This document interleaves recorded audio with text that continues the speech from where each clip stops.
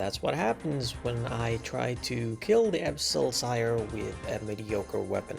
But we are not discouraged, alright? Let's go. We're killing the boss with full Adamant G and a Saradomin Sword. And trust me, if I can do it with this gear, hell, you can do it too. Here's my gear rundown, pause if you want. These are my levels as of killing the boss, and if you can guess where the screenshot was taken for the level screen, I'll give you 1 million GP in old school RS currency for the first 3 players. Let's dive right into it. So you equip your range gear and you attack the boss. What you're seeing on the screen is the probability of stunning the Abyssal Sire based on what shadow spell you use. So pause if you need to, and use the best shadow spell that you can. When you are killing this boss, make sure to have your sounds on, and this is why. Because if your shadow spell misses, this is what it will sound like. But if your shadow spell hits, this is what it will sound like. When I figured this out, I thought that this was pretty neat, and it actually saved me a little bit of time because I knew I didn't have to cast the shadow spell, so I could just focus on the respiratory system.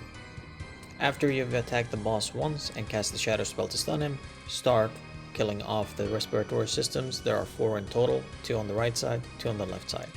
One thing to note here is once you reach about 3 seconds left of the stun, you will not do any more damage. So even if you hit 150 XP drop, the hit will be like 3 instead of what it's actually supposed to be. So once you reach about the 3-second mark, start running back, prepare another shadow spell, and just keep on doing what you were doing. Alright, this part is pretty straightforward. Stand on the tile I'm standing on right now. It's not a requirement, this is what I do to make it as easy as possible and I get a routine in.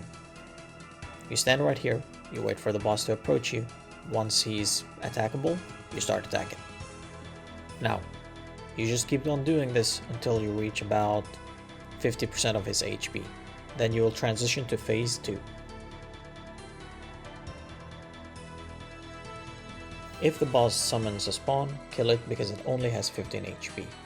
If you wait 12 seconds, it will transform into a Scion and they have 50 HP, which just takes longer than to kill, and that will just add unnecessary time to your kill. About 50% HP, the boss will start walking south.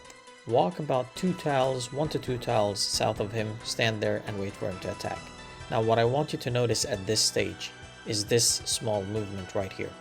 This movement right here, when he does the small Russian dance.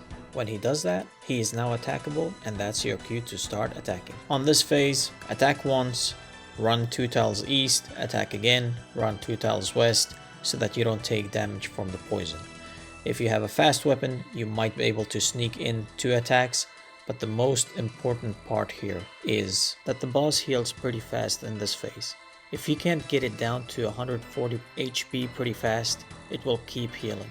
That's why I'm using the Saradomin Sword, because the spec is pretty good. That's if you can't afford a stronger weapon, but you need to get it down to 140 HP pretty quickly. There was nothing on the wiki about it, so I had to tweet Mod Ash, and he actually responded saying that it's true, and I wasn't just imagining things. So, like I said, this is my routine for killing him. Once you get him down to 140 HP, he'll teleport you to the left, you run south, 2 tiles east, you run back up and attack him. These are the 2 tiles I usually run to. So once you get him below 140 and you're trying to escape the explosion, there are only 3 acid pools you'll spawn. That's number 1. Number 2 is coming up right here, and this is pool number 3. After the 3rd pool has spawned, you do not need to think about running away from pools. Just keep praying ranged and you're good to go. And keep beating him till he dies. The 3 acid pools that I mentioned are still gonna spawn under you. So, they're not gonna have the exact same position as they had in this video.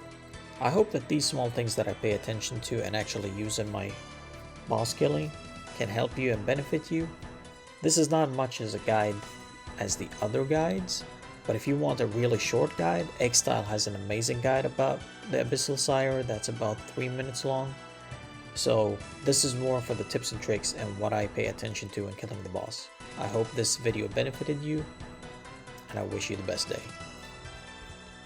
Aw crap, I forgot to say. If you want extra supplies, what you could do is go into the boss and die so that you have a full inventory of food, and then you can come back and then you don't have to resupply as much.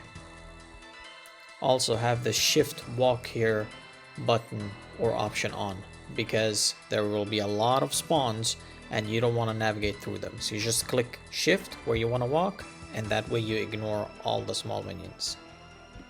And for real now, I'm out. I hope you guys enjoyed this video, and don't forget to have fun.